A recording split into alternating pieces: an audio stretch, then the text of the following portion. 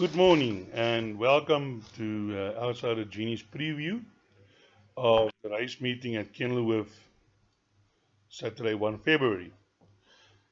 Um, on the day there is 12 races, but I'm not going to cover all 12 races because then this video would be too long. I'm going to focus on from race 3 to race 9, which is the PA and the Pick 6. I would ask you to please hit the subscribe button and ring the bell so that in future when I do post my previews you can receive the notifications that the videos are available. So let us then start with race 3 to kick off. Now race 3 we've got a hot favorite, which is number 4, Pray for Rain. Now Pray for Rain has had 2 races.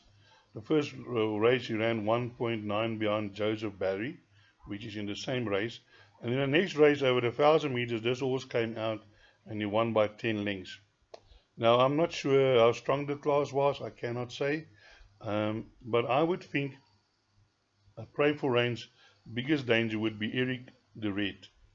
Now, Eric the Red won also his second race. On his first race, he finished 5th. In the same, just behind Pray for Rain in the race behind Joseph Barry. So Joseph Barry has actually beaten both of them. So we don't know how much he would improve. And Bielefeld rode Pray for Rain last time, but is now on Joseph Barry. So, but I think Eric the Red is improving, and I think you need to include it, and that's my first selections. Other selections you can look at this race is the horses from Glenn Cotson's stable, and they are at very long prices. That is number 12, Thumbs Up. Thumbs Up has had 2 runs. It is have both run second to Voda and Dad's Cash. Then also Thomas Henry, which was second behind Captain's Flow and Eric the Red. And then you also got Dad Catch in this race. Dad's Catch has also won both his races, and he last won with 5.25 against Thumbs Up, giving Thumbs Up 3 kilograms. So definitely a race not to put your house on. I've seen of these juveniles, they can improve. I just want to say that this race in the past, Justin Snave had a reputation that he always had a horse in his race, but I'm not sure. I don't think he won it last year, but he has won this race quite a few times, so I'm sure he will have Eric the Red prime for this race. We then move on to the first leg of the Pick 6, which is race 4, and I can tell you that the first 2 legs of the Pick 6 is an absolute nightmare. There's not really one horse that stands out that you can say, listen, this is the business and this is what I'm gonna go for. Now in this race, the favorite is number 14, Sahara. And I just, when I sometimes criticize, I don't break somebody down. I don't want to put somebody down. But the favorite is number 14, Sarah. But unfortunately, I've seen in the past that it seems, and maybe I'm going to be wrong and you're all going to laugh at me, that Paul Peters' horses doesn't travel well. Because he has brought some horses down to Cape Town, but as far as I can remember, not a lot of them has won. So I would be wary of Sarah. Sarah's a very good horse. She's had got six wins. She won well last time out, but this is a different class today. Now my first selection is Wisteria Walk, which is ridden by one of the informed jockeys, Craig Zaki, and trained by Lucky. Luckily, he knows how to travel. I mean, he traveled to Hong Kong to go and win there. Now, this horse won her first race by 10 lengths. Now, out of that field that he beat that day, there's already 3 winners. Then she ran over the 1400 by Mill Queen leading, and then got run out of it late, and she had a poor draw 14 out of 14 on the 1400 meters. Then she ran behind Ron's Candy, okay, also fading late. Last time out over the 1400 meters behind Mount Laurel. Mount Laurel, that was a small future, was winning her third win out of 4 races. She just faded at the end. I think that this 1500, not the 1500, the 1200 will suit her down to the ground. So she's my first selection to win this race, currently at 14-1. Then one of my other selections is number 3, Pure State. Now, Pure State, 2 runs ago, he won also one of these sales races, start to finish over, I just want to confirm with you if it was a 14 or a 1600 meters. He won this race over a 1400 meters from start to finish. Now, I can tell you now, Pierce Stradom is no fool. He's going to get this horse up there, and he's going to be in the mix when it comes down to the winning pole. He will be there with this horse. They did run it over the 1600 meters in the Guineas, where it finished 7.4 behind Caldini, but obviously was stronger field that day than he's encountering here today. Then another horse that I would like to mention is number 17. This is another Terrier horse. Terrier must have a strong, and that's number 17, Spring Break. Spring Break is a trippy out of a Mwa mare. I mean, this horse was bred for speed, and she's had. Sorry, I'm working on my online screen, and sometimes it's difficult to scroll up and down. Nearly there. Okay, come on.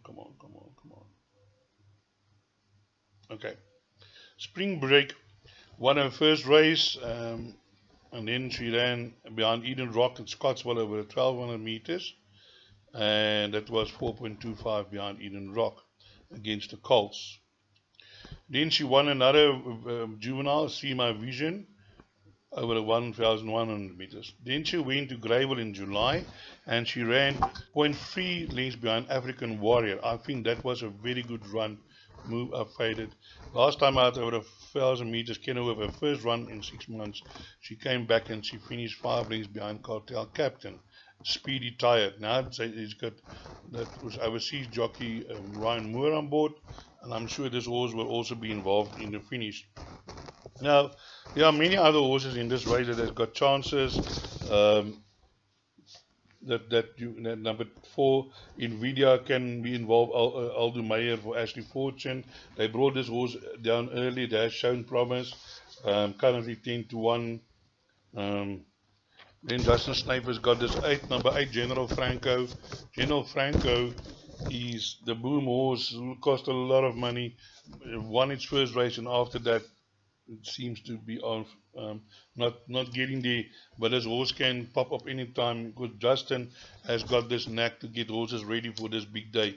So don't exclude. In my pick 6 that I've drawn up, I've got, I think, 10 horses in the first leg, just to make sure I don't go out in the first leg. So that is race number 4. Then we move on to race number 5, which is over 1,600 meters. It's also one of those sales races of this massive prize money. And here my first selection is number 8. I'm just scrolling down a little bit.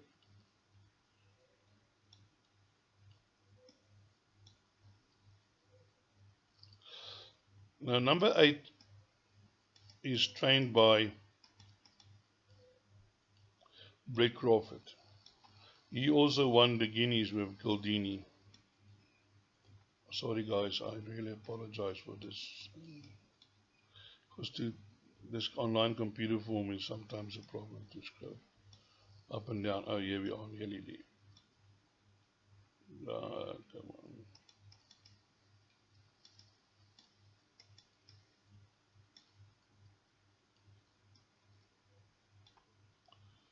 You know, it's sometimes so problematic if you want to do something and a computer don't want to work with you, and your technology disadvantage like I am.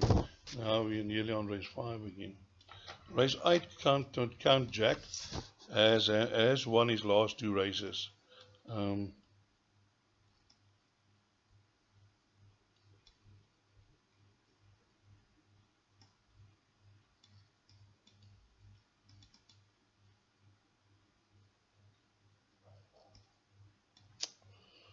This is a nightmare. This is really a nightmare.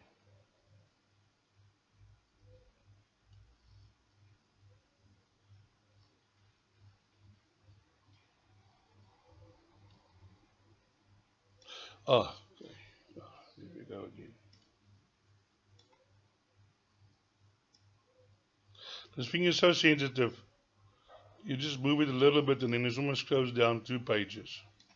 Okay, Count Jack is by Jackson, out of a Dylan Thomas May. The only thing that is a problem is the draw. It's drawn 16. I really hope Kunai over can make a plan there. But this horse do run on well. He's always, I see second fastest to 400, second fastest to 400 meters.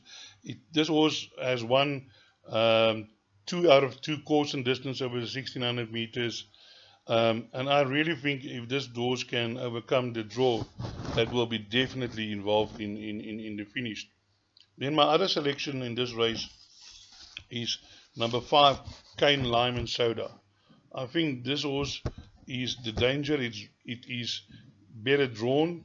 It's drawn at number 2, and it was close between him and number 8, Count Jackson, to actually make my outright selection. Number 5, Cane Lime and Soda is out of Give Me the Green Light by Jetmaster May. Now, last time out, it was 9 lengths behind Caldini. It finished 12, but it was a bulk and switch and still finished the fastest 400 to finish. And I think it didn't have to switch and wasn't bulk. It would have gone very close. Before that, 2 lengths behind King of Gems. King of Gems is not a bad horse. Viva Riu's third behind Viva Riu. Viva Riu won the other day. So, number 5, Cane Lime and Soda. Definitely a horse to include. Then my other selection for this race is number 9, On My Mind. That's Sean Terry and Pierre Stradom again. And I like the look of this horse, and I think this horse can surprise. It's currently 13-1. And so I'm going to get to that horse again.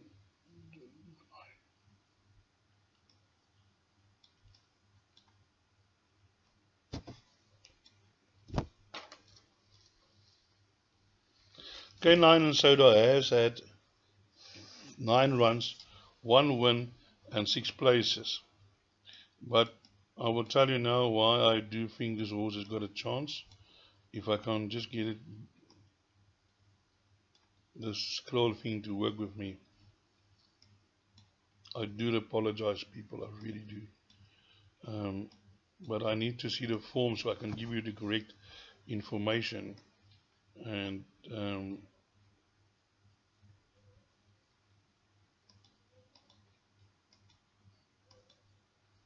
okay, here we are. On My Mind is a Ferrari out of a Galileo May. And it has been running against relatively good horses. Last time, 3 runs ago, it ran 4 lengths behind Pure of State. Then it ran second behind Panteri. And then last time out, behind Vivo Riu, Handy, Lack Extra. But I'm sure that Sean would have worked on this horse. It is drawn 12. But definitely a horse who's got a chance. Other horses I'm giving chances in this race is number 2, Wild Coast. Wild Coast definitely have a chance. It finished well. And also Sanjeev, also Justin Snape. You can't leave out. There's so many horses, and there's one I nearly forgot to mention. Number 13, Namakoland. Now Namakoland has only had 2 runs. I do remember that it was supposed to run here in Gauteng, and then the meetings got rained out, and so eventually Sean Terry took the horse to Cape Town, and where he won relative easy his second run. And I do remember that after when they did the interview, Sean Terry said that this is a very good horse. It ran its first race behind 2.3 lengths behind Alborak, and that was in December in a maiden plate. October in a maiden plate, and then at the end of January he won his maiden at Kenw. So, and it was over the 1600 meters. It is unfortunately drawn 10th at the middle of the draw. But I do know that Sean Terry do think a lot of this horse. Namakoland currently is also 13-1 in the betting. We then move on to race number 6, which is another difficult race. Race number 6. My first selection is number 7. It's complex. As it's complex to get this thing to scroll. There are 11 horses in this race, and each of the 11 horses do have a chance to win, can have the ability to win this race. But this is also a very open race. Now the reason why I go for number 7, it's complex. It's a dynasty out of a spectrum mare. This horse has been brought along slowly by Vaughan Marshall, jockey Baderveld. It started off its career in June over the 1200 meters. It ran third behind Macfield. Then it ran 5.5 with Bayberry in July. Then they gave it a rest and brought it back over the 1400 against Golden Ducat, ran fourth. But last time out over 1800 meters, this horse won so easily by 4.25 lengths, the second behind, beating the second wave. Drew right away, fastest 400 to finish. And I think that this horse is only coming into his correct distance now, and the distance of this race being 1800 meters will definitely suit him. Then my outsider selection is number 6, Super Silvano. Super Silvano has got quite a few runs, has been running on stoutly over 1600 meters. 3 runs ago he beat Bag of Tricks, and then he ran second to Count of Jack and second to Count of Jack again. Now Count Jack is running in the future, and I've just selected him. So Super Silvano has run against some decent horses, and I expect him to be involved in the finish. But as I said, it is an open race, and one of my other selections is as number 9, Silver Host. Now, Silver Host has had 5 runs and 2 wins. It's never been placed. It's either wins or placed. But I do believe that this distance will suit him better today. He's a Silvano by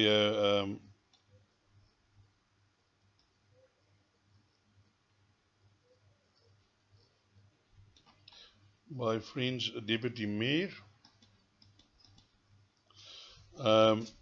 It has had 5 runs and 2 wins, and the 2 wins was over longer distances. Last time out, I remember I watched the race behind when he beat Only One Like You. This horse really fought on well, fastest 400 to finish. In all 3 his races, his last 3 races, he was fastest 400 to finish. Definitely the horse that will be running on over the 1800 meters, and I'm very sure that when the pictures are taken at the post, that this number 9 Silver Host will be involved in those pictures. Yeah, as I said, it's a very open race. Number 2 Sir Michael also has a chance, and number 1 Viking Moon comes from Fairview. I'm not sure what the abilities of this horse. Bag of Tricks must have a chance. So in my pick 6, I've just included the field. I think if you can survive the first 3 legs, then I think you're going to be in the money. Then we move to race number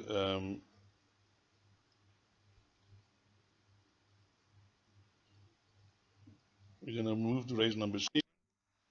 Yeah, my first choice is, I'm not going to dwell long on this race, the last 3 races, is number 9 Run Fox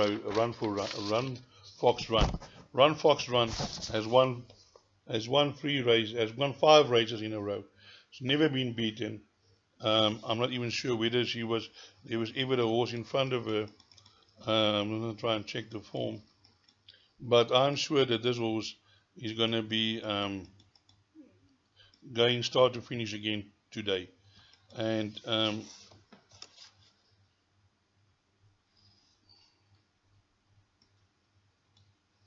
sorry, I'm already to the next race again. Okay, here we are, run Fox run.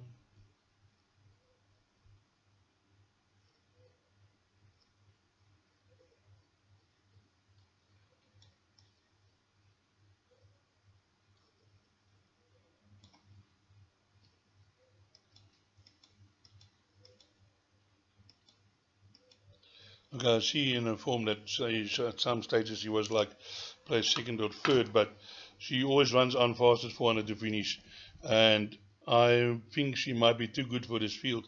The biggest danger for me is from number 2, Chimchinry Run.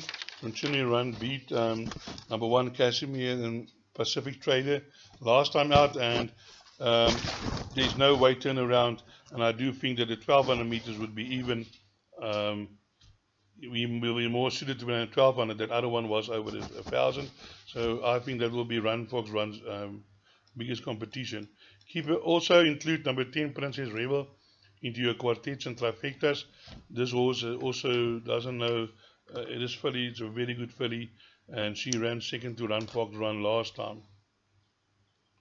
We then move to the 8th race, and here my first selection is number 11, Queen Supreme.